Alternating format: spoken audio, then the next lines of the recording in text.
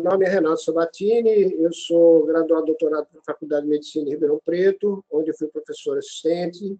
Depois eu trabalhei na Unicamp, onde eu fundei o Núcleo de Informática Biomédica, e fui também livre-docente e professor adjunto de Bioestatística e Informática Médica.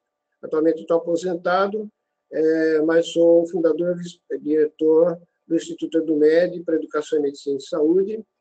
E minha especialidade é informática e saúde, telesaúde, tecnologias educacionais, publicações eletrônicas, etc. Tá? Também fui fundador, ex-presidente e diretor de educação da Sociedade Brasileira de Informática e Saúde.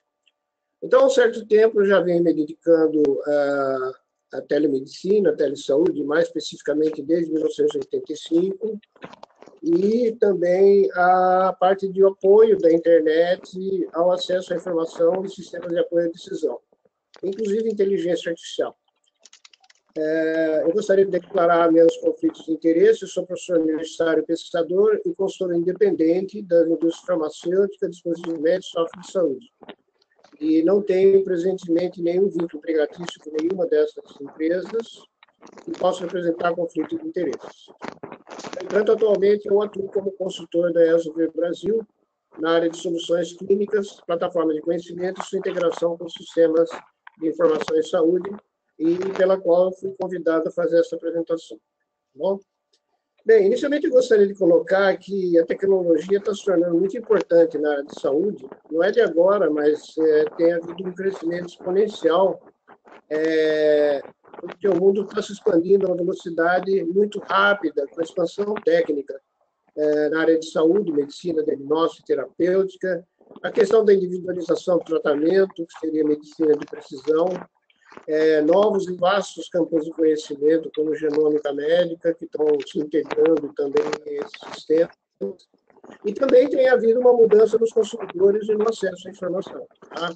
Principalmente através do engajamento e empoderamento dos pacientes através da informação, as mudanças nos perfis nosológicos e etários, como disse muito bem o professor Edward Hammond, que é um dos pais da informática médica no mundo. Tá?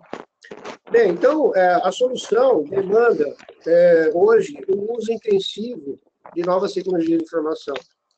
E para quê? É o que a gente chama de triple aim, ou seja, para reduzir erros, aumentar a qualidade, para aumentar a cobertura, para aumentar a agilidade e eficiência, mas, ao mesmo tempo, diminuir os custos. Quer dizer, isso parece ser um paradoxo, né? Uma vez que se você reduz erro, aumenta a qualidade, aumenta a cobertura, aumenta a eficiência, isso implica em aumento de custos. Então, a integração entre sistemas de interação em vários níveis de comunidade, inclusive os serviços de telemedicina, eles são hoje uma realidade que está se expandindo bastante. Se a gente pegar as 10 principais tecnologias inovadoras em saúde, nós vamos ter que a telemedicina e a telesaúde está entre uma dessas 10.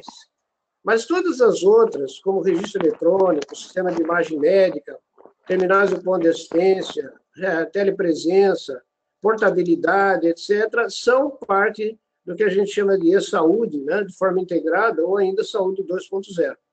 Então, embora a quarta tecnologia inovadora que nós vamos focar, telemedicina e telesaúde, ela está integrada com as outras, todas as outras novas tecnologias.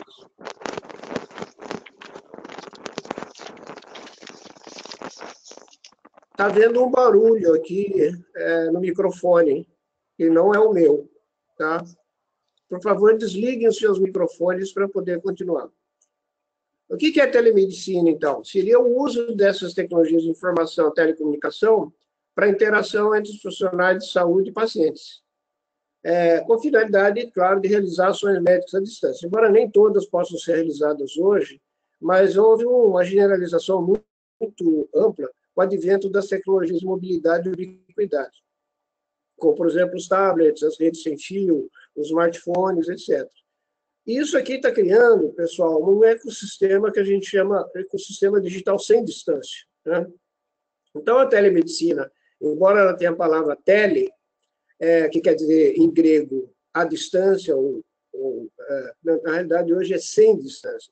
A distância deixou de ser um obstáculo. Então, tem muitas aplicações da telemedicina que nós vamos focar na palestra hoje, como, por exemplo, triagem, referência e contra-referência, pré-atendimento, telediagnóstico de exames, sinais e imagens, consultas pré-cirúrgicas, segmento pós-internação e cirurgias, monitoração remota de pacientes, telesocorro, teleinterconsulta, segunda opinião médica, rastreamento de doentes crônicos, gestão desses doentes crônicos, né, proativa, educação e orientação de pacientes. Todas essas aplicações, eles podem requerer periféricos especializados ou não. Aqui alguns exemplos de especialidades que requerem periféricos especializados, como dermato, né, que precisa de câmara de fotográfica de alta resolução, cardiologia, como, por exemplo, eletroencefalógrafo, pressão arterial, pneumologia, obstetrícia, radiologia, otorrino, ortopedia, neurologia. E algumas que não requerem periféricos especializados, são geralmente as clínicas gerais. Então, aqui nós vamos focar hoje, basicamente, em duas especialidades que estão crescendo muito no Brasil, que é cardiologia e radiologia. Mas também nós vamos ver que dermatologia e anatomia patológica são especialidades em grande crescimento.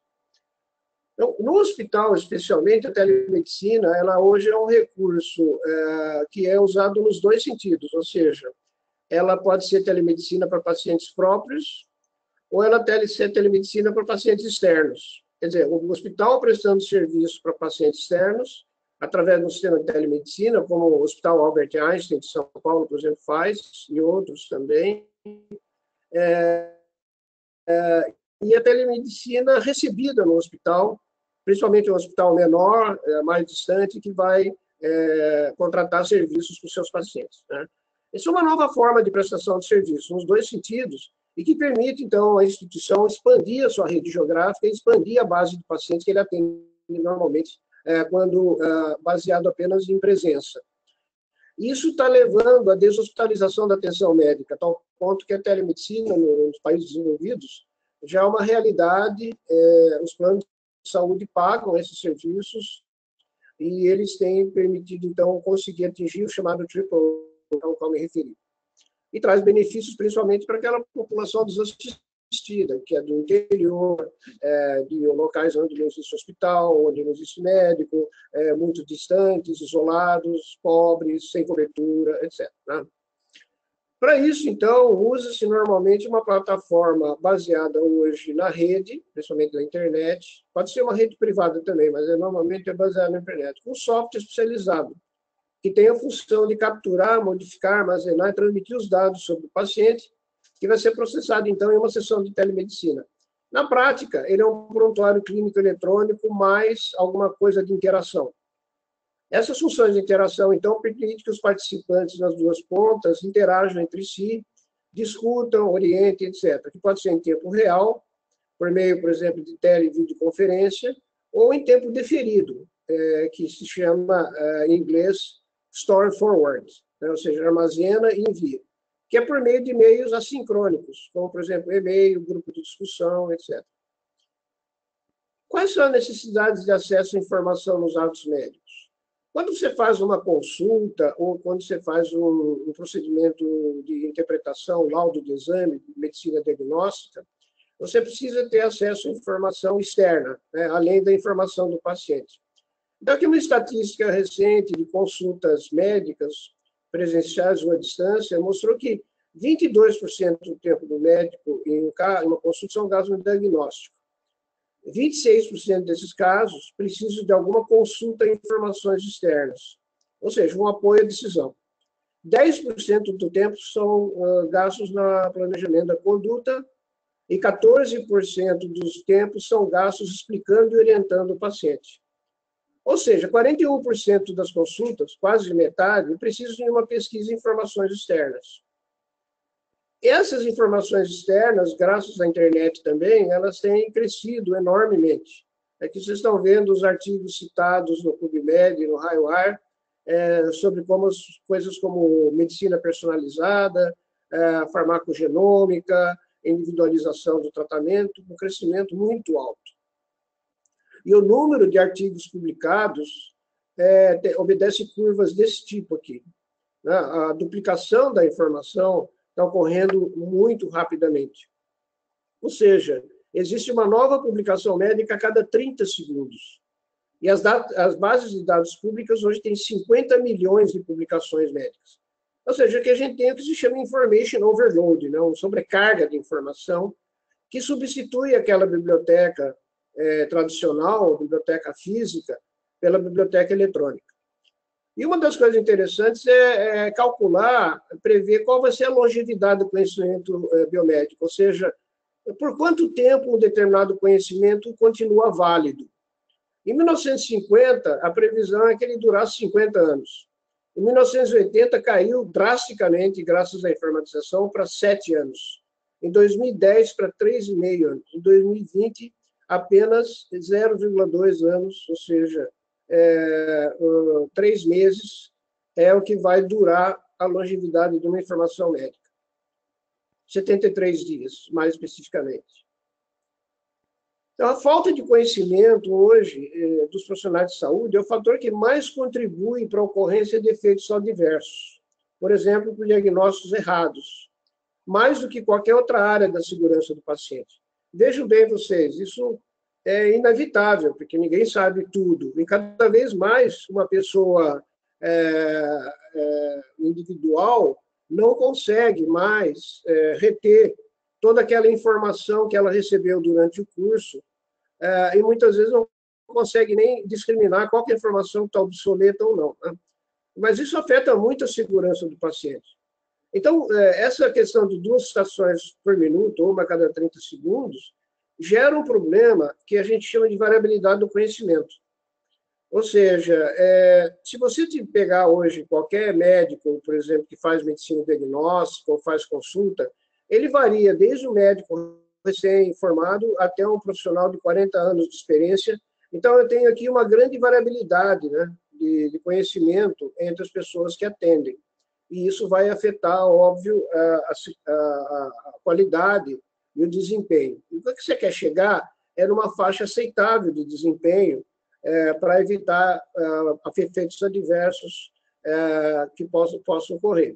Então, existe um potencial muito grande que os profissionais de saúde envolvidos em telemedicina tenham esses níveis diferentes de qualificação e experiência.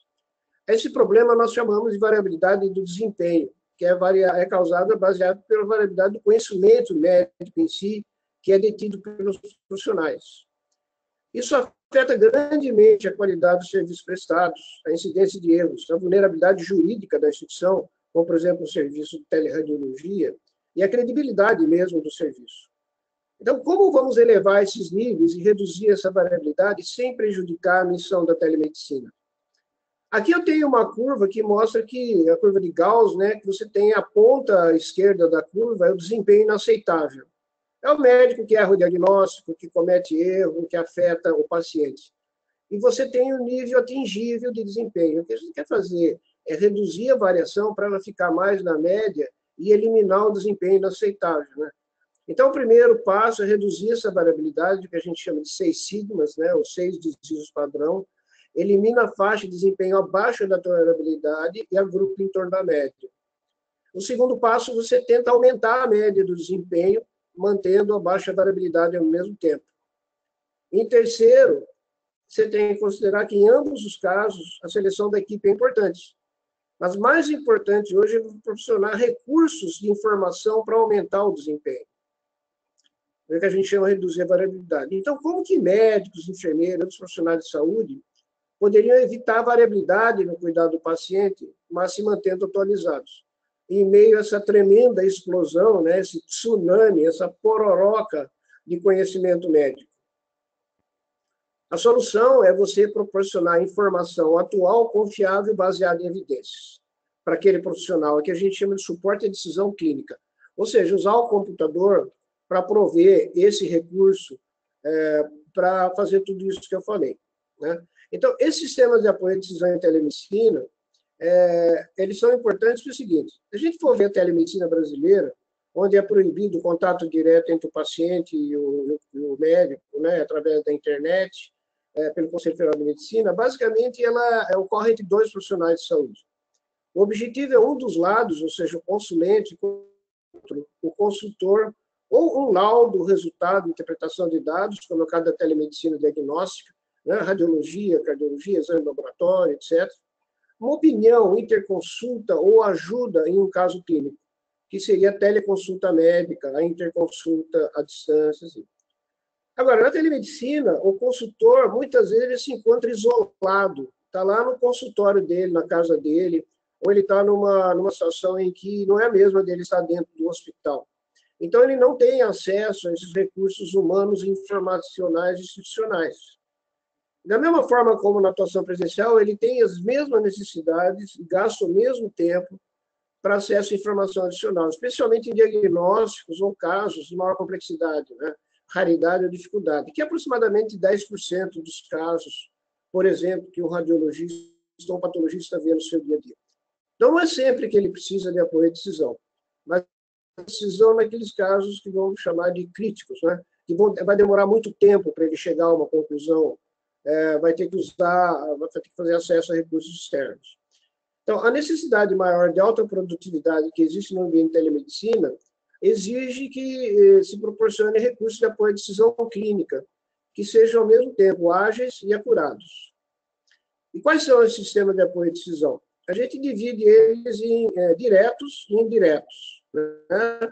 Os diretos é você incorporar sistemas de apoio à decisão clínica, como, por exemplo, uma calculadora médica, para calcular um equilíbrio ácido básico, por exemplo. Né? O sistema de apoio à terapia por medicamentos, como interação medicamentosa, as alertas e lembretes automáticos, como, por exemplo, alertar que o paciente tem alergia a uma determinada medicação, o sistema de apoio ao diagnóstico e prognóstico, como alguns que nós vamos mostrar, como em patologia e radiologia. E de indiretas são as ferramentas que permitem o acesso à informação técnica e científica, e quem vai tomar a decisão não é com o auxílio de um programa, de um software direto. Ele vai ter o acesso a bases de informação. Então, também existe a possibilidade de você ter apoio à produtividade e qualidade, através da incorporação de protocolos, né? Tanto diagnóstico como conduta. Então, aqui, quanto às ferramentas de acesso à informação, elas são as mais básicas possíveis, elas têm que existir a qualquer momento em que o profissional de saúde necessitar. Que são consultas, monografias de doenças, de medicamentos, de procedimentos, de testes e exames, planos de tratamento, ou então revistas, livros, diretrizes, dietas, nutrição, orientações de todo tipo que você vai precisar, acesso a dados quantitativos e estatísticas, atas de imagens médicas e até acesso a recursos de áudio e de vídeo. Essas consultas à base de dados, existem muitas, né, baseado em terminologias, como, por exemplo, o MESH, o DEX, da BIREME, nomenclaturas e codificações como o CID, o TUS, pesquisas bibliográficas feitas através do Medline, do PubMed, que todo mundo conhece, ou então bases completas como o Clinical Key, o Scopus, o Cielo, né, de textos de revistas ou livros, bases de dados sobre medicações e interações com consulta de agentes ativos, marcas comerciais, por indicação, etc. Base de dados sobre doenças, base de dados de genes e proteínas, também é uma coisa nova, como o GenBank. E bases de conhecimento para apoio e interpretação de exames, como, por exemplo, a StatDX, SpecPet, que eu vou mostrar rapidamente para vocês. Com relação às ferramentas de apoio direto à decisão clínica, não são muito usadas ainda no nosso meio, mas algumas já estão disponíveis dentro da malinha preta, né, ou do bolso do jaleco, que são aplicativos de apoio ao diagnóstico clínico, algoritmos médicos, cálculos, interações medicamentosas, validação de campos, lembretes, notificações, checklists, consentimentos, notificações compulsórias de epidemiologia.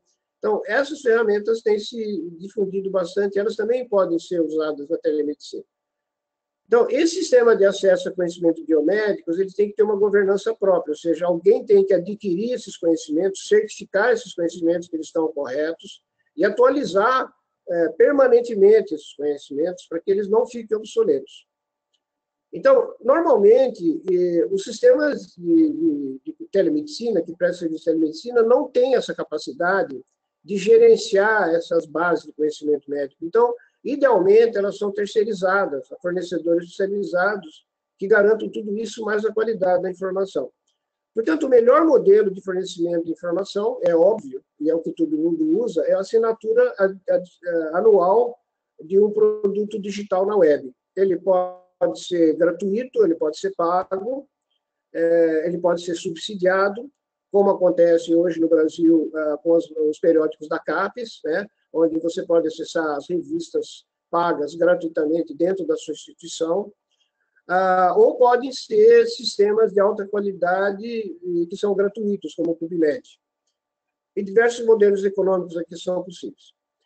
Bom, então, eu vou mostrar para vocês alguma coisa sobre esses sistemas de apoio à decisão clínica online de alguns fornecedores das soluções. Nessa apresentação, nós vamos limitar a utilizar como exemplo as soluções da Elsevier Clinical Solutions, que é uma divisão digital dessa grande empresa, né? A Elsevier é talvez a maior editora médica de saúde do mundo. Eles geram 25% de todo o conhecimento publicado no mundo na área de saúde e tem cerca de 500 mil autores. Então, todo esse conteúdo hoje está disponível digitalmente através dessas plataformas. São várias, mas as mais importantes é o Clinical Key, o Clinical Pharmacology, o StatDX para a área de imaginologia médica e o ExpertPath para anatomia patológica.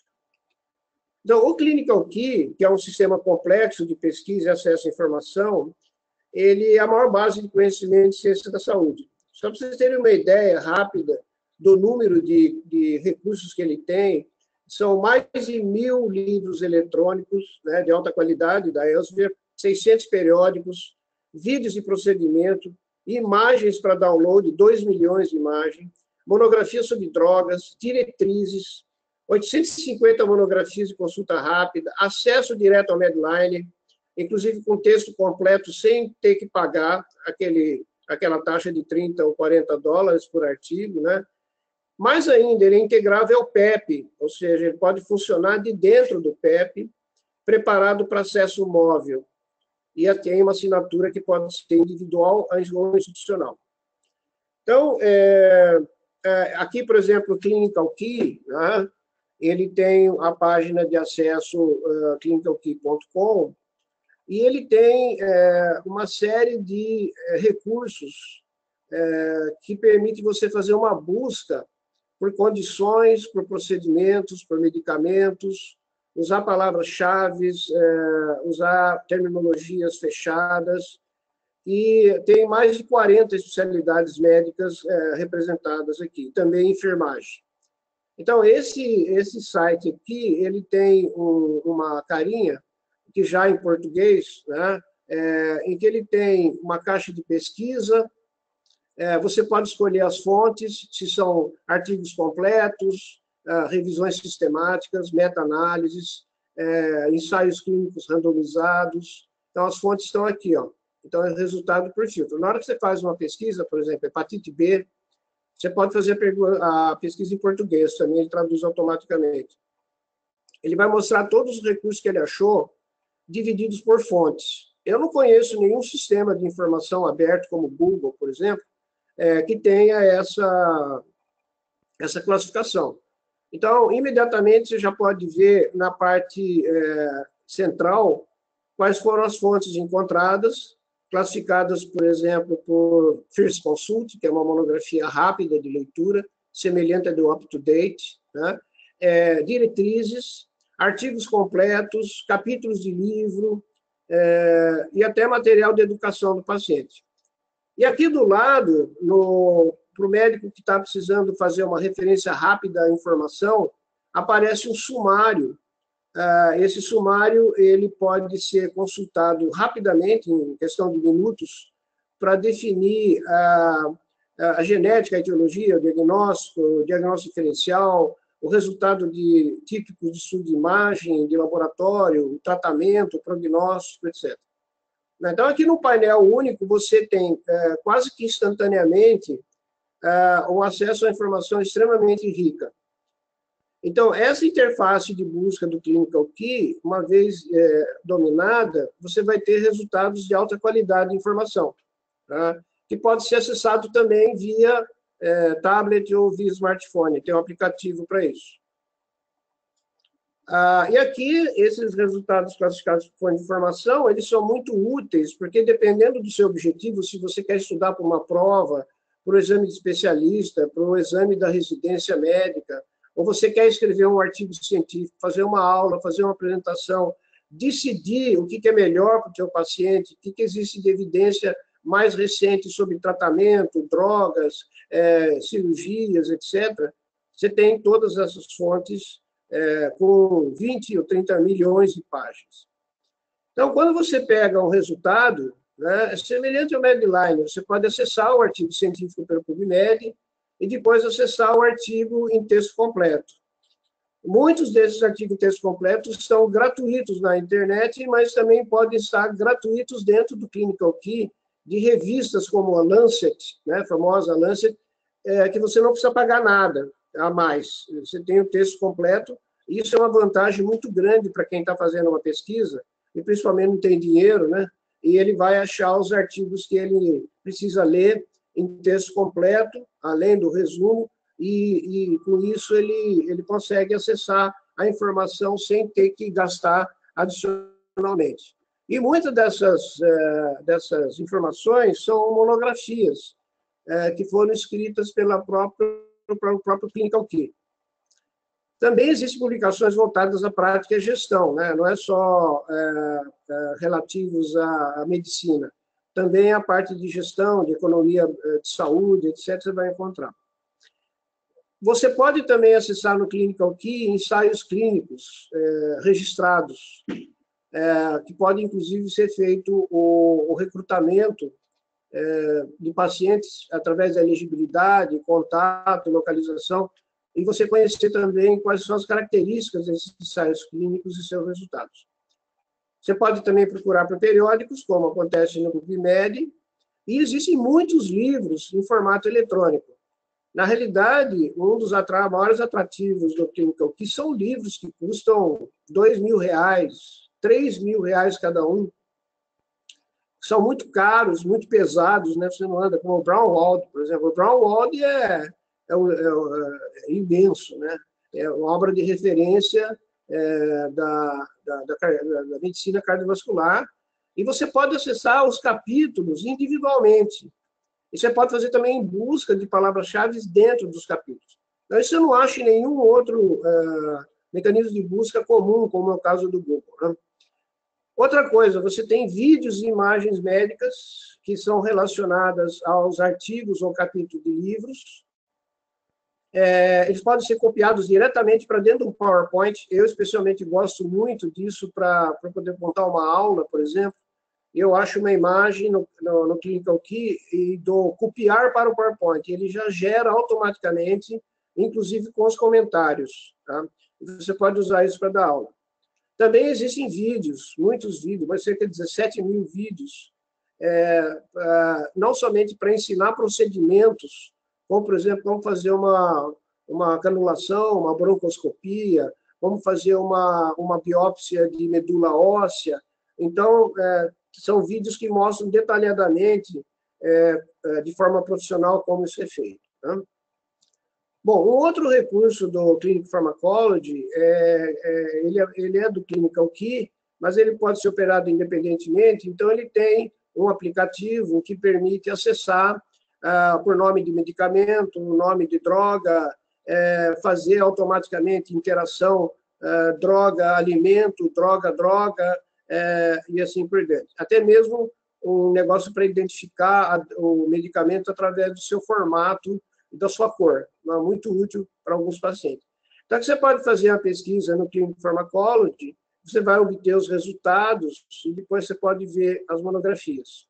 Também você pode ter calculadoras clínicas, como, por exemplo, essa aqui calcula o risco de sangramento na terapia de warfarina, e você pode ter uma medicamentosa, comparação de tratamentos clínicos, por exemplo, aqui eu quero comparar 4 drogas, a Pixaban, a Bigatran, Rivaroxaban e warfarina, no tratamento específico, que a warfarina é um medicamento de referência. Né? Então, aqui você pode produzir uma tabelinha com perguntas do tipo: pode ser usado para síndrome antifosfolipídica? Pode ser usado para fibrilação atrial? Pode ser usado para profilaxia do infarto do miocárdio? Ele causa náusea como uma reação adversa? Ele pode ser usado em pacientes diabéticos, pacientes com insuficiência cardíaca, pacientes fumantes. Isso é muito útil para você fazer. É uma ferramenta que chama Clinical Comparison, também, que eu conheço, não conheço nenhuma que tenha esse tipo de coisa. E tem interação de drogas também.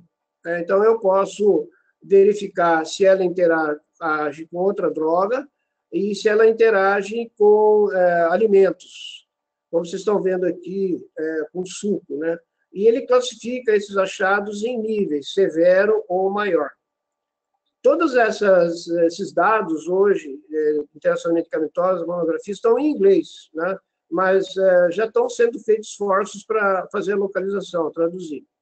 Uma outra coisa útil também são relatórios de reações adversas para os vários medicamentos, como aqui eu estou comparando o dabigatran e o warfarina com relação aos efeitos adversos. Finalmente, né, você pode ver uma série de procedimentos, existe uma monografia de procedimentos, milhares de procedimentos, como que ele é feito, como eu falei, com vídeos mostrando com detalhes para você entender. Informações para pacientes também tem dentro do Clinical Key, e você pode distribuir essa informação. Por exemplo, você está fazendo uma teleconsulta numa cidadezinha do interior, onde não existe nada de literatura escrita com a linguagem para o paciente mesmo. Então, você pode produzir o PDF em tempo real, por exemplo, sobre ataque cardíaco, muito bem ilustrado, e enviar esse PDF pela plataforma de telemedicina ou por e-mail, e lá na ponta essa informação vai ser distribuída para o paciente. Tá? Isso é muito importante para obter o engajamento dos pacientes, e em telemedicina especialmente, porque a ponta que consulta geralmente tem poucos recursos de informação desse tipo. Muito bem, vamos ver agora rapidamente o StatDX e o ExpertPath, tá? Que são dois sistemas de identificação visual, ou seja, eles fazem com que você possa identificar milhares de imagens a partir de você entrar no site online, tá? Como aqui o StatDX, que é para imaginologia.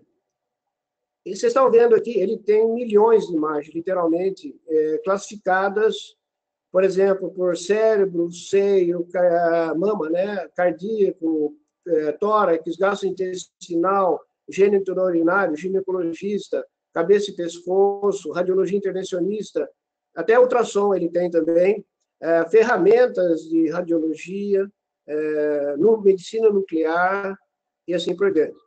Então, aqui no lado aqui aparece as consultas mais recentes que eu fiz. Eu posso marcar os favoritos, eu posso fazer comparação de diagnósticos diferenciais com base em imagem, e eu posso, inclusive, obter créditos de educação médica continuada, porque o sistema ele mantém uma estatística daquilo que você estudou, né? Então, por exemplo, se nós clicarmos aqui em cérebro, né, vai aparecer tudo que eu tenho de imagens do sistema nervoso. Então, eu posso ir aqui, por exemplo, em diagnóstico, ou diagnóstico diferencial, ou anatomia. Se eu vou, por exemplo, vir aqui em diagnóstico, eu posso ser baseado em diagnóstico, baseado em patologia ou anatomia. Vamos para patologia. E aqui eu tenho as várias patologias que estão presentes aqui. Malformações congênitas, trauma, hemorragia, aneurisma, AVC, neoplasmas, etc. Então, vamos ver aqui, por exemplo, no neoplasma. Eu quero ver algum especificamente. Por exemplo, eu quero ver vamos ver aqui, um tumor astrocítico, infiltrante. Aqui, então, eu vou ter difuso de grau baixo, anaplástico, glioblastoma, gliosarcoma e gliomatose cerebral. Eu vou clicar em glioblastoma. Eu posso também procurar por palavras-chave, tá? Eu estou mostrando aqui para vocês como é que navega. Mas para mostrar um exemplo. Aqui no glioblastoma, então, eu tenho uma parte que tem a monografia, que diz quais são os achados comuns na imagem, quais são os diagnósticos diferenciais top, como, por exemplo, abscesso, metástase, qual é a patologia, quais são os assuntos clínicos, a terminologia, e você pode chegar até detalhes para cada modalidade, CT, MR, angiografia, medicina nuclear, né? E aqui você vai vendo as imagens para você comparar com o seu caso. Então, vamos supor que você está com uma dúvida se aquilo lá é mesmo um glioblastoma ou é uma metástase de um tumor sistêmico. Então, você vai pegar aquela sua imagem e comparar com aquelas que estão registradas aqui, que estão bem explicadinhas e que são baseadas em casos, né? Inclusive, você pode ver várias modalidades mágicas, como medicina nuclear, né? E também dados do tipo espectrografia de ressonância, como vocês estão vendo aqui. E você pode folhear as imagens, você pode aumentar essas imagens, colocar em tela cheia, etc. Bom? Então, basicamente é isso. Quer dizer, ele é um sistema que te dá uma referência visual e uma informação científica extremamente completa, mas resumida o suficiente para você fazer um diagnóstico rápido, diferencial. E o mais interessante é que ele tem os trabalhos que se referem àquele tema, e se você clicar ali, você vai entrar no PubMed e vai ver imediatamente aquele trabalho. Por exemplo, avaliação de recorrência de glioblastoma por ressonância magnética de perfusão. É que você pode ter imediatamente já o acesso ao resumo, e se ele existir em texto completo, aí você vai rapidamente entrar, baixar para ler mais tarde, lógico, né? Então, imagine vocês como que isso agiliza aqueles 10%, ou 5%, 10% dos casos em que eu preciso de uma ajuda desse tipo para fazer o diagnóstico. Ao mesmo tempo que eu estou lendo isso aqui e folheando, o StatDX está contando crédito para mim de educação continuada. Lá nos Estados Unidos, no Brasil ainda não, mas aqui no Brasil já estamos em contato com a Associação Médica Brasileira, a AMB, para que isso aqui valha também créditos para os médicos, radiologistas. A Associação Paulista de Radiologia, por exemplo, ela tem o StatDX, ela fornece o StatDX para os seus associados, que pode entrar no StatDX com login sem utilizar gratuitamente. E agora, o próximo passo seria também a Associação Paulista de Radiologia contar créditos para quem estuda através desse meio. Tá? Então, esse é um dos recursos usados muito em telemedicina. Como nós vamos ver, ele pode ser integrado com o software, tá? Que você usa, o PACS, por exemplo, que você usa para fazer o diagnóstico. O outro, muito interessante também, é o ExpertPath. Ele faz a mesma coisa que o StatDX, só que na área de imagens em patologia, anatomia patológica, que também é uma especialidade eminentemente visual, né? Então, aqui eu vou ter dados de espécimes macro e micro, também dividido por áreas, né? Então, aqui tem coisas como autópsia e medicina legal. Eu tenho a possibilidade de ver consulta intraoperativa, quer dizer, biópsias em tempo real, e assim por diante. Então, aqui tem também coisas que eu consultei recentemente. Então, se entrar no ExpertPath, tem o mesmo tipo de navegação, igualzinho o StatDX. Então, eu vou caminhando pelas categorias, ou eu posso entrar uma palavra-chave aqui, né? Porque aí vai mais direto. Então, aqui, se eu quiser ver, por exemplo, o neoplasma oligodendroglioma, eu vou também, de novo, ter acesso a imagens, imagens de várias modalidades médicas, tá? Mas eu posso ter também imagens microscópicas ou macroscópicas que vão permitir o diagnóstico daquela patologia. Vocês estão vendo aqui uma descrição que tem os halos perinucleares típicos, né, desse infiltrado tumoral, e o médico que estiver fazendo o diagnóstico histológico, ele vai poder consultar isso aqui como obra de referência para que ele possa apurar o diagnóstico dele. E da mesma forma como no Expert MD, no StudyX, ele tem uma monografia rápida aqui de diagnóstico diferencial, características das imagens, métodos de pesquisa e tudo mais. Ok, pessoal? Então, isso é uma demonstração rápida que eu queria fazer sobre os dois sistemas. Se vocês estiverem interessados nisso, entrem em contato com a Elser, tá? E peçam lá uma degustação da plataforma, alguma coisa assim, para ver se aplica. Agora, a utilidade muito grande do sistema é quando você integra essas plataformas de conhecimento, como o Clinical Key, StudyX, SpertPath, aqueles que eu mostrei, ao PEP, ao prontuário ou ao PACS. Então, aqui, qualquer registro eletrônico de saúde, ele vai ter uma forma de você integrar, que pode ser através de, pode usar ele independentemente, quer dizer, mas o ideal é integrar de forma transparente. Então, a integração é feita pelo aplicativo, pelo PACS ou pelo PEP. E ele pode ser feito de várias maneiras. Acesso direto à base de dados, de dentro do PEP ou do PACS, utilização de uma API, de uma interface de programação que permite o desenvolvedor do PEP fazer a integração de forma transparente, ou então através de web services, né, com padrões proprietários ou HL7, padrões de interoperabilidade padronizados mundialmente. Então, uma forma interessante de integrar é através do que a gente chama de infobutton ou infolink. Então, a integração de sistema fez assim, então aqui o médico, o paciente ao lado ou à distância, tanto faz. Ele tem o PEP amparando a coleta e a consulta, a informação clínica sobre aquele paciente.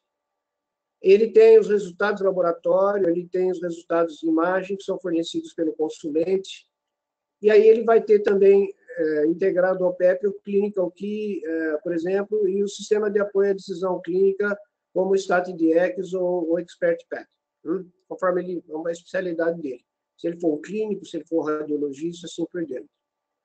Então, esses infobots e infolinks, eles são vínculos imersos dentro do documento clínico, no PEP, no PACS ou no LIS, que dão acesso instantâneo a provedores de informação online, como o Clinical Key. Então, o médico não precisa digitar o termo de busca, como naquela caixinha que vocês viram.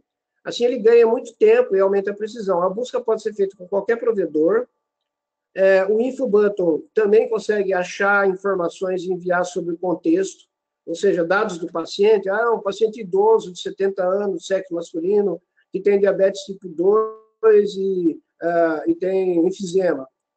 Então, você consegue uma busca mais apurada na base de informações. E uma vantagem que ele tem é que ele é um formato aberto, Infobutton. Então, ele não custa nada em termos de implementação, é em XML, e é padronizado pela HL7. Aqui vocês veem como funciona o Infobutton. Ele tem os dados do PEP são fornecidos ao Infobutton, o médico também pede a informação, ele vai até o provedor de informações e traz de volta essa informação numa caixinha, num pop-up, para que o médico possa visualizar aquela informação. Isso também pode ser feito para os pacientes também. Tá? Aqui vocês estão vendo um exemplo de infolink.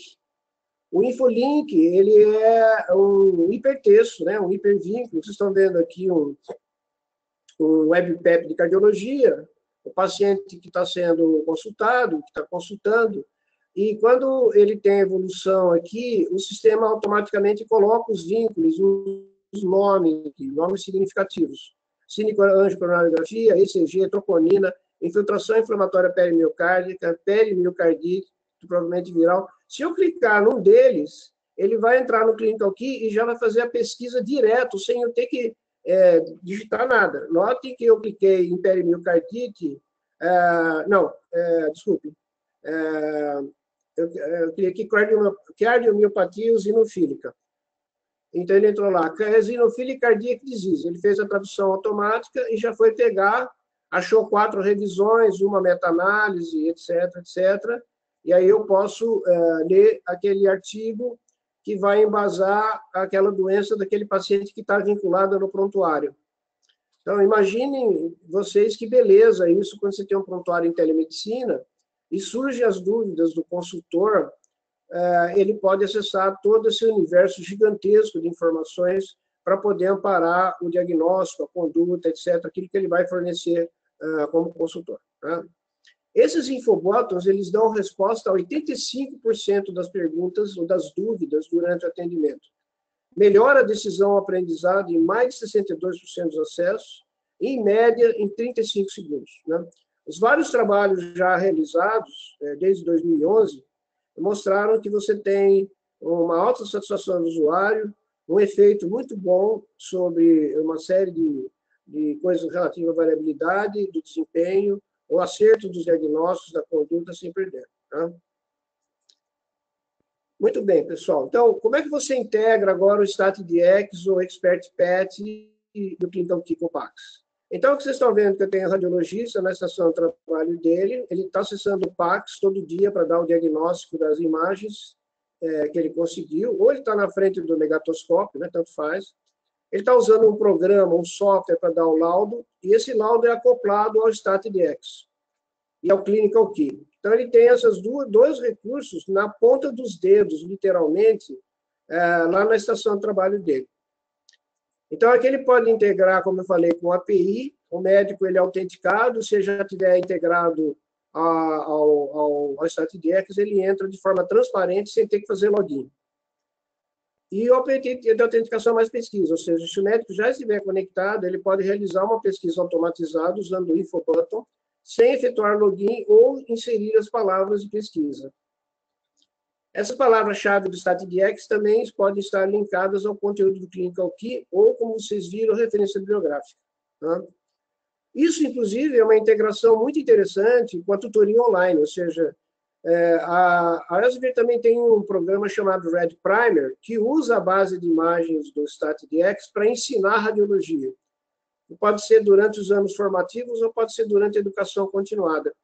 Então, aqui ele tem um sistema de gestão de cursos, né, um LMS, tem o professor, e além de ele usar o PACS para resolver casos clínicos do dia a dia, ele pode usar o Rad Primer para aprender mais sobre aqueles diagnósticos, aquelas patologias. Isso aqui é um exemplo do Rad Primer, de novo, sobre o glioblastoma, né? Você vê que ele repete o StatDX, mas você não precisa ter o StatDX, não precisa acessar, mas ele é otimizado para educação. E uma coisa que ele tem, que o StatDX não tem, ele tem um questionário de teste de seu conhecimento.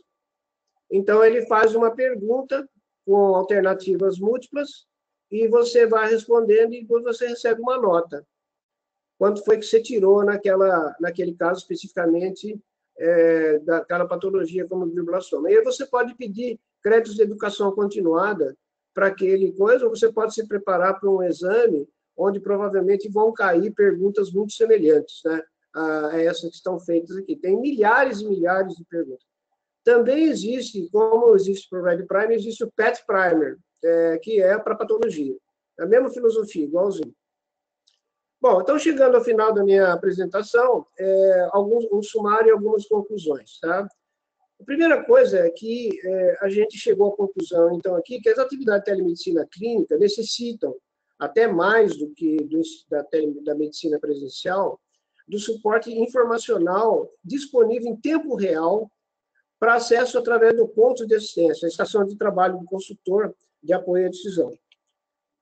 Existem plataformas de gestão de conhecimento que podem ser assinadas, que eu mostrei, com acesso online, integradas ao software de teleradiologia, de telecardiologia, de telepatologia, de teleconsulta, assim por diante. Essas plataformas, então, já está comprovado que elas aumentam a segurança das decisões, diminuem os erros e a variabilidade do conhecimento do usuário e agilizam todos os processos de telemedicina em geral. Eles também podem ser usados, como eu mostrei, para formação e educação online. Tá?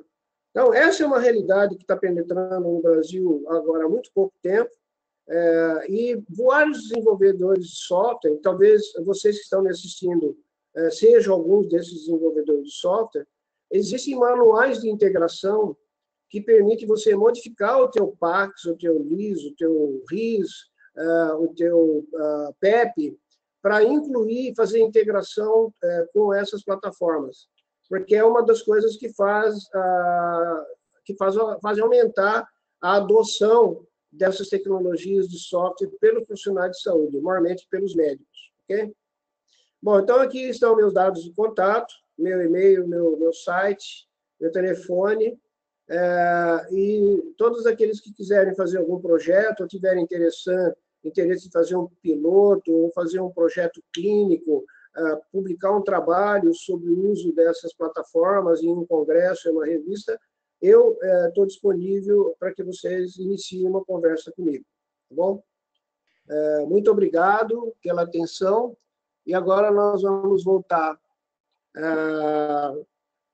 à interação aqui com vocês, caso vocês tenham alguma pergunta. Cássio? Pois não, professor, já houve sim algumas perguntas aqui, e o Paulo Lima, lá no começo da apresentação, ele deixou a seguinte pergunta: a telemedicina no Brasil não obriga a presença de um médico nas duas pontas da conexão? Sim e não, tá? Por exemplo, no caso da medicina diagnóstica, quem pede o exame, o laudo do exame, tem que ser algum médico, né? Ele mandou fazer o exame, ele tem o resultado, por exemplo, da imagem, aí ele recolhe ao serviço de teleradiologia, que vai receber a imagem, tem um médico que vai dar o laudo, tá? Não necessariamente, por exemplo, pode ser um técnico, então é o pedido de exame à distância. Nesse caso, a interação tem que ser com o médico responsável pelo exame, que pode estar também à distância. No caso da teleconsulta, essa proibição, Paulo, é só para contato direto entre o paciente e o médico, tá? Pode ser entre enfermeiro e médico também, e a legislação diz que em caso de emergência, não precisa nem ter um médico na outra ponta. Em caso de emergência, é justificado. Então, a medicina diagnóstica está totalmente liberada, porque normalmente quem pede o exame mesmo é outro médico, né? Não faz muito sentido de ser de outra forma. No caso da teleconsulta, hoje no Brasil se usa muito a segunda opinião, né? Então, também, de novo, entre dois médicos, não poderia ser de forma diferente. A única coisa que ainda não desenvolveu realmente é você ter o paciente de um lado com um profissional não médico, profissional não de saúde, e do outro médico. Nos Estados Unidos e na Europa isso é plenamente permitido. Aqui no Brasil, ainda por uma posição do Conselho Federal de Medicina, ainda não. Mas eu acredito que isso vai mudar dentro em breve, tá? Pois não, o Paulo agradece aqui. E uma pergunta que mais de uma pessoa fez aqui em relação à plataforma, mas eu vou tentar condensar numa só, que é comparando com as opções que a gente tem no exterior. O Brasil está desenvolvido em relação ao uso de plataformas de apoio à decisão, como as que o senhor apresentou, enfim, comparativamente a outros países, como está o Brasil hoje? Bom, a gente pode comparar para cima e para baixo, né? Se a gente comparar com países desenvolvidos como Estados Unidos, Canadá, Europa, Japão, etc., nós estamos bem pouco desenvolvidos. Essas plataformas existem há muitos anos e são usadas universalmente, né? Não somente da Elsevier, mas outras também, que permitem, então, no ponto de assistência, você usar isso. O que tem aqui no Brasil, todo mundo usa plataformas gratuitas, como, por exemplo, o PubMed, né? Ou o próprio Google, ou até o Wikipedia. A Wikipedia é usada por 50% dos médicos e 80% dos estudantes de medicina. De certa forma, eles são um sistema de acesso à informação, mas não é uma informação estruturada, que tenha a qualidade garantida, ou seja, no Google você pode achar qualquer bobagem, tá? Você demora muito tempo para filtrar a informação e achar aquilo que realmente é importante, é relevante, e principalmente é de qualidade, ou seja, é revisada pelos pares, é medicina baseada em evidência. Então, essas plataformas como o Clínico Key e outras, né, elas fornecem essa segurança de informação e, naturalmente, elas têm um certo custo. Então, isso aqui no Brasil ainda está começando a penetrar. Um outro obstáculo que eu falei é que os softwares no estrangeiro, né, os PEPs, eles já são integrados. Por exemplo, a Cerner, a InterSystems, o Clinical Works, o McKesson, o Epic, todos esses grandes softwares de informatização hospitalar e clínica, eles já são integrados com essas plataformas. Praticamente uma característica que já vem do próprio software. Então, você tem só que se preocupar em assinar aquele serviço, né, pagar uma anuidade para você poder desfrutar do acesso à informação. Nesse ponto, no Brasil, nós estamos, nesse momento, desenvolvendo rapidamente esses recursos, porque essas fornecedoras de informação, elas ainda são muito poucas do Brasil, justamente pelo volume de informação e enorme custo de você amealhar essa informação e colocar ela de forma competente, né, eficiente. Então, essas plataformas estrangeiras estão entrando agora no Brasil faz muito pouco tempo. Eu pessoalmente estou envolvido para ajudar essas plataformas a serem integradas com os PEPs nacionais e também a certificação da SBIS para softwares de registro eletrônico de saúde, na sua versão 4.2, já tem uma série de exigências de sistema de apoio à decisão. Por exemplo, tem que ter alertas, lembretes, testes de restrição, tem que ter interação medicamentosa, interação medicamento-alergia. Então, o prontuário, em si, ele tem a funcionalidade, mas ele não tem o conteúdo, entende? Esse conteúdo tem que ser adquirido de alguém. Normalmente, não é a empresa de software que desenvolve esse conteúdo, que é agregado ao banco de conhecimentos. Então, isso depende de uma parceria da empresa de software com a empresa de conteúdo, ou empresas de conteúdo. Então, algumas delas, como a MV, Salux, Philips, já estão fazendo essa integração com essas plataformas. Isso eu acredito que o ano que vem, 2018, vários desses softwares já vão estar integrados e vão oferecer isso para os seus clientes, tá bom? Agora, se comparar para baixo com o resto da América Latina, aí, são poucos países que não tem nem o que o Brasil tem. Perfeito. O Leandro pergunta se existe alguma dessas modalidades, da própria Elsevier ou de outras empresas, mas especificamente dela,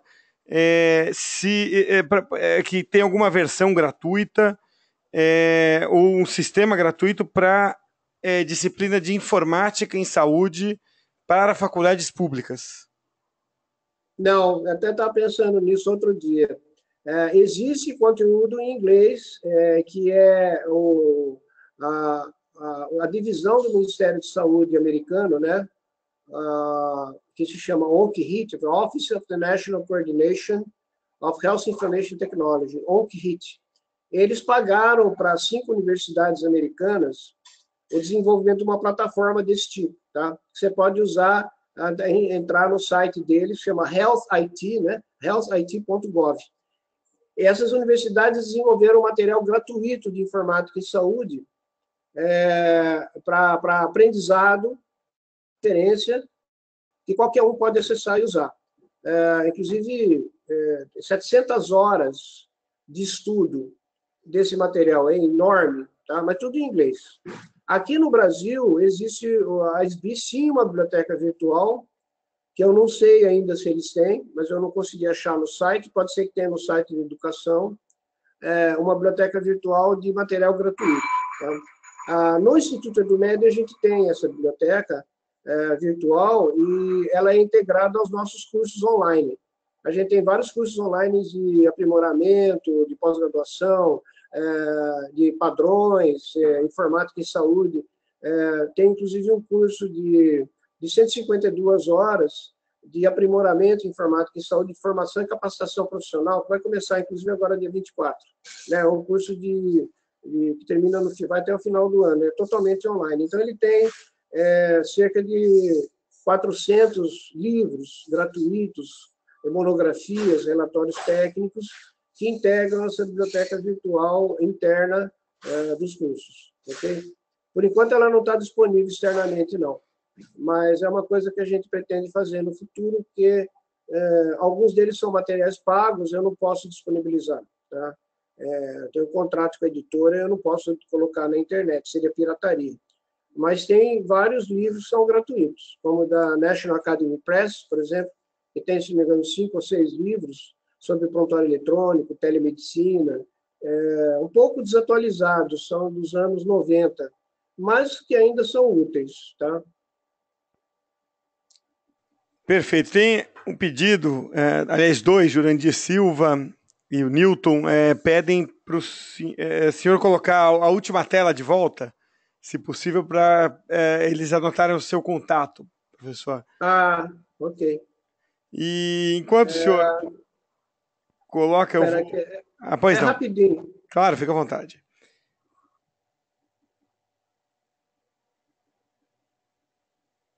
Já estão vendo aí? Isso, já estamos, sim. Deixa eu colocar em tela cheia, para ficar melhor. Tá. Tá aqui, pessoal, escreve para mim, tá? Eu respondo todos os e-mails. Pode mandar para mim as suas perguntas, as suas dúvidas, os seus interesses, que eu terei muito prazer de responder. E ali na minha página, renatosabatini.com, se vocês forem na bibliografia, vocês vão achar bastante artigos, capítulos de livro, etc., que eu escrevi sobre tudo isso, e estão disponíveis gratuitamente, tá? Eu estou colocando eles gradativamente também no ResearchGate e no academia.edu, que são 2 sites de referência bibliográfica, né? Que a gente pode colocar os nossos artigos gratuitamente e disponibilizar para todos. Perfeito. A Débora Paiva pergunta se ter as informações, as plataformas disponíveis no ambiente melhora a questão dos erros médicos? Sim, melhora bastante. Pelo seguinte, qual que é a maior fonte de erro médico? É a ausência de informação. Informação incompleta, tá? E informação desatualizada. Eu vou te dar um exemplo. Um erro comum que acontece é erro de dosagem, tá? A posologia do medicamento. Então, se é um paciente pediátrico, isso é uma coisa um pouco complexa, né? Você tem que calcular a área de superfície corporal, depois você tem que consultar a monografia do medicamento para ver qual a dosagem em miligramas por quilograma. Isso pode ser feito por ferramentas calculadoras no seu smartphone, ou no caso Clinical Key. Você vai lá, entra o peso e a altura do paciente, e faz tudo automaticamente, já calcula até a diluição, se você quiser, do medicamento base. Então, isso diminui bastante o erro. Outro tipo de erro de medicação que acontece a gente chama isso de causas iatrogênicas, né? Iatrogênica quer dizer iatros, quer dizer médico em grego, e genos em grego quer dizer causa ou geração. Então, geração de erros por culpa do profissional de saúde, não apenas médico, mas chama iatrogênico. Então, você, por exemplo, administrar um medicamento que vai ter interação com o medicamento que ele já está tomando, aquele paciente já está tomando. E quando ele não perguntar ao paciente, ou não está disponível essa informação, ou o paciente não souber, você pode gerar um evento adverso, chegando até a morte. Nos Estados Unidos, se calcula que cerca de 70 mil pacientes morrem todo ano por efeitos adversos de interação entre drogas.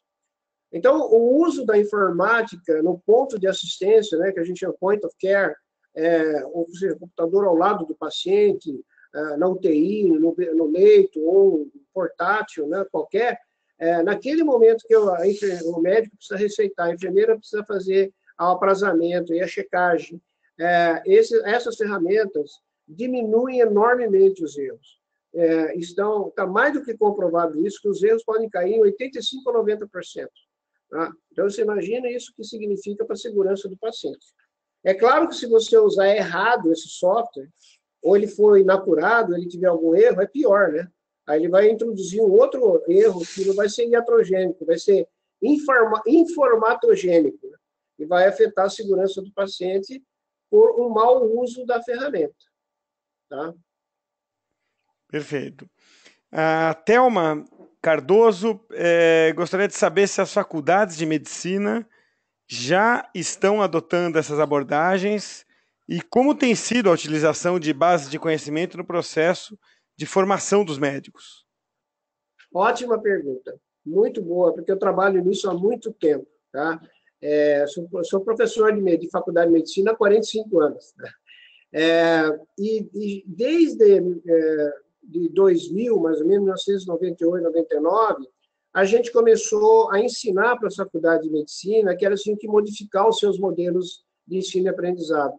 Então, aquilo que é a biblioteca, cheio de livro poerento, revista na estante, que o aluno tem que ir até lá, ele não vai mais.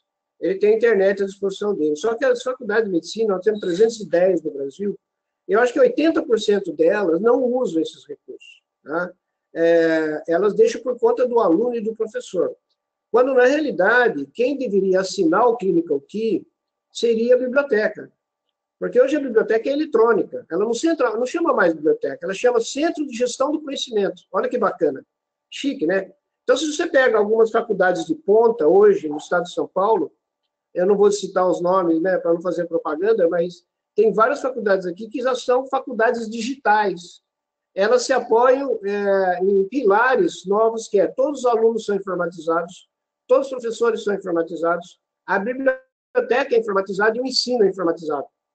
Então, a entrada maciça da informatização para modificar o paradigma da faculdade de medicina, ele passa pelas bibliotecas a assinar, não um, mas várias dessas plataformas. Então, você imagine, por exemplo, que o exame do CREMESP reprovou 87% dos alunos que fizeram o exame esse ano, cerca de 2.000 alunos, das 40 faculdades de medicina do estado de São Paulo, na interpretação de um simples raio-x torácico. Uma patologia mais do que evidente. Coisa fácil, não conseguiram acertar. Por quê? Porque o ensino de radiologia, quando ocorre na graduação médica, dura 6 semanas. Às vezes até menos. E é muita teoria. E não tem reconhecimento visual. Então, por exemplo, você imagina pegar o Rad Primer, que é simplesmente maravilhoso. Eu uso ele todo dia para aprender radiologia, porque você tem que aprender o resto da vida, né? Tá certo? Você nunca vai saber tudo. Ele pode ser usado, assinado pela biblioteca e usado pelos seus alunos no tablet, no PC, no laboratório, no departamento de radiologia, pelo professor, no ensino, etc., para amparar esse ensino que cada vez mais vai ser realidade virtual, vai ser telepresença, vai ser rede social, vai ser TV digital, vai ser simulação tridimensional. Essas coisas estão mudando e as faculdades de medicina, na sua maioria, não estão mudando. Tá? Então, os laboratórios de habilidades, hoje, na Unicamp, eles têm bastante coisa eletrônica. Por exemplo, o ensino da patologia, da anatomia patológica, que era aquela fileira de microscópios, né? Quem fez faculdade lembra. Você sentava, tinha caixinha de lâmina. Não tem mais. A Unicamp não tem mais microscópio de ensino. Eles têm um laboratório maravilhoso com computadores com um microscópio virtual, com centenas de milhares de imagens. O Expert PET serve para isso, inclusive, fazer um microscópio virtual para você aprender. Quanto mais imagem você vê, mais você vai aprender. O resto da vida, você vai aprender em contato com coisas que você não conhecia. Então, esses sistemas de apoio à decisão são fundamentais no ensino médico, tanto na graduação quanto na residência, tá? E não só na área médica, enfermagem, fisioterapia, odontologia, medicina veterinária, qualquer um deles tem os mesmos problemas de acesso a essa gigantesca informação que está inviabilizando o modelo tradicional de faculdade de medicina. Temos mais duas perguntas aqui antes da gente encerrar. Por onde um hospital, pergunta da Laís Junqueira, por onde um hospital com interesse em entregar informação para os médicos deveria começar? Ok, Laís, muito boa pergunta. A primeira coisa, eu acho que a primeira coisa é você convencer os diretores desse hospital, do centro de estudos, da necessidade dessa informação, o que ela é capaz de fazer, né? Então, nós estamos fazendo um projeto no HCOR, no Hospital do Coração de São Paulo, em que a Elsevier disponibilizou para todo o corpo clínico, gratuitamente, por 3 meses, o acesso ao Clinical Key. Eu, inclusive, dei uma palestra lá para falar para eles, uma palestra para mostrar para eles como que você pode integrar o Clinical Key ao prontuário, fazendo a simulação de um caso clínico em cardiologia, e o que aconteceria nesse caso clínico de difícil decisão se o médico usasse o Clinical Key. Então, ficaram todos encantados, porque viram na hora qual era o poder diferencial que o acesso à informação tinha naquele momento, de você usar o prontuário para resolver um caso polêmico, né? Um caso de diagnóstico diferencial, difícil e tal. Então, a primeira coisa é você realmente convencer a diretoria, mostrar o que o sistema é capaz de fazer, etc., e agitar um pouco a base. Por exemplo, se a faculdade de medicina agendaria palestra para os estudantes, para eles verem que eles precisam daquele tipo de coisa. Então, algumas faculdades de medicina aqui em São Paulo já têm isso. Eles já fizeram um modelo de ensino diferente, em que os alunos recebem um iPad com os livros eletrônicos do Clinical Key já para todo o curso já dentro do iPad, com atualização automática de capítulos, o acesso a essas bases. Isso aí é como é o novo livro, né, gente? O novo papiro, né, como o Bill Gates fala. O novo papiro. O que é o novo papiro? Era o CD-ROM, agora é a internet. Tá? Então, não adianta a gente querer ficar insistindo em modelos antigos, porque os jovens que estão entrando na faculdade, eles são chamados nativos digitais. Eles nasceram digitais, enquanto que nós, da nossa idade, pessoas que têm mais de 30 anos de idade, é imigrante digital. Para ele tudo é novidade, então ele resiste a essas novidades. Então nós temos que quebrar resistências e mudar paradigmas, e isso aí vai se espalhar muito. Já é usado amplamente, mas não de uma forma como eu mostrei aqui. Tá? A maior parte dos estudantes de medicina usa o Google. Nem sabe que existe um mecanismo de busca específico para a medicina e que são muito mais acurados e muito de maior qualidade na busca de informação. E uma última pergunta da Débora Paiva. Eu não estou seguro de que o senhor talvez tenha respondido numa pergunta anterior o que ela pergunta aqui, mas não custa colocar a pergunta. A Débora já respondeu, mas não, de qualquer maneira eu vou colocar que ela perguntava de algum dado percentual em relação à redução de erros médicos. Eu acho que o senhor falou, mas se quiser repetir... Eu falei, mas, mas eu anotei, Débora. Se você escrever para mim, eu te mando um artigo de revisão que saiu recentemente no Journal American Medical Association, Medical Informatics Association, mostrando a redução dos chamados efeitos não previsíveis, tá? Ou efeitos não desejáveis, unintended effects, que são efeitos adversos provocados pelo próprio sistema de informação ou corrigidos pelo sistema de informação. Tá? Essa é uma área de pesquisa muito interessante e tem vários trabalhos científicos mostrando isso. Eu mesmo tenho uma palestra sobre tecnologia de informação e segurança do paciente, onde eu mostrei alguns dados a respeito também. Se você precisar de dados quantitativos, eu posso te ajudar, tá bom, Débora? Perfeito. Professor, bom, ela tinha feito a pergunta antes, né, da anterior, e eu aqui me atrapalhei um pouquinho na ordem, mas, de qualquer forma, acho que está esclarecido aqui. Professor, quero agradecer muito ao senhor aí pela, primeiro, disponibilidade, né, e, segundo, o cuidado de trazer informações tão bem selecionadas e tão didáticas, né, aqui para o público que acompanha os webinars da Elsevier com frequência. Eu que agradeço mais uma vez, parabéns a todos por terem dedicado essa hora ao aprendizado e a Elsevier por estar transformando a realidade nacional de acesso à informação de qualidade, tá bom? Até breve e até uma próxima palestra. Nós vamos disponibilizar a gravação do vídeo para aqueles que não puderam assistir ou quiserem rever. Tá? Perfeito. Então tá ok. A todos que participaram hoje aqui, também quero agradecer muito e sugiro que fiquem atentos aí aos próximos convites de eventos similares. Obrigado a todos e uma boa noite. Boa noite.